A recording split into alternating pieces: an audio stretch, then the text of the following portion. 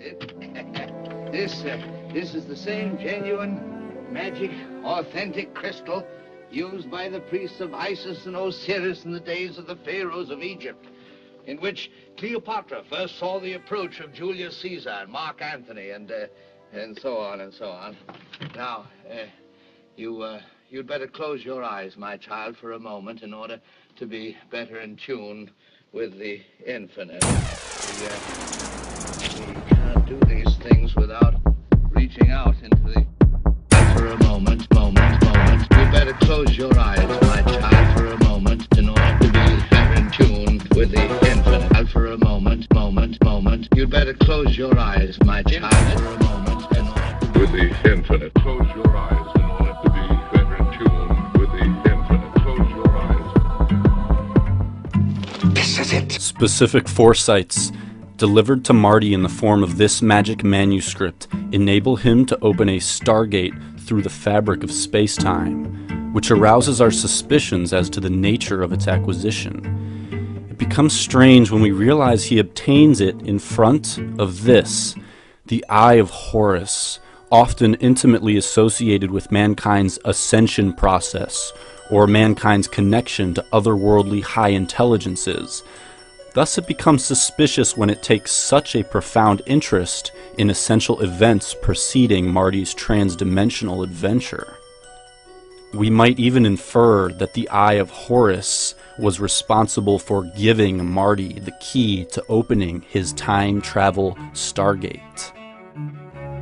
The ascension process, as well as the Eye of Horus, is often intimately associated with the pineal gland, almost exclusively associated both etymologically and optically with the pine cone.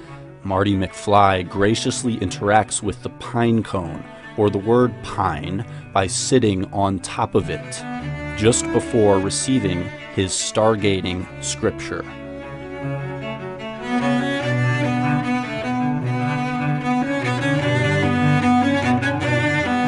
Here he is, sitting on top of the word pine, about to be contacted by higher intelligences via the Eye of Horus, via his pineal gland.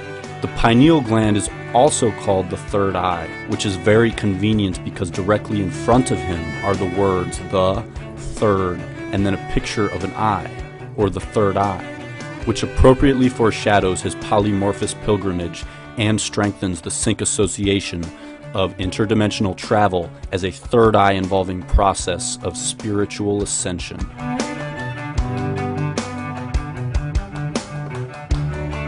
Not content at merely overseeing the events of that day, these otherworldly higher intelligences return to again meander the backdrop of Marty's manuscript acquisitions.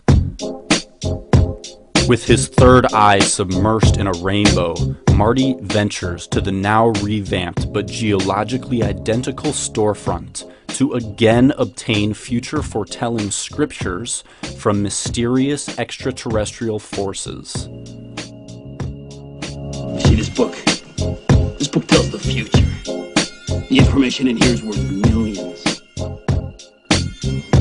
Gray's Sports Almanac. Gray's Sports Almanac. Gray's. The Greys have also been intimately associated with the Eye of Horus, two symbolic equivalents to higher consciousness or higher intelligence that Marty happens to interact with.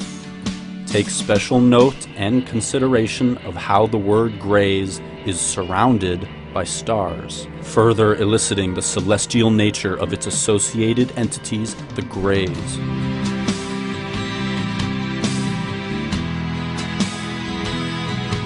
Something very strange happens as Marty is first introduced to the book.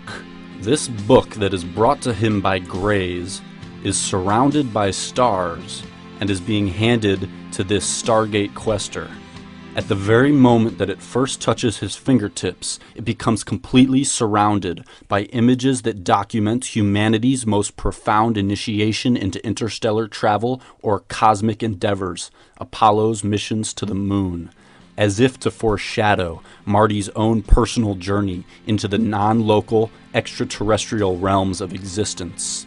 The operative alien representative word, grays, in fact makes direct contact with the most iconic of the Apollo photos just at the moment Marty is receiving the book for the first time.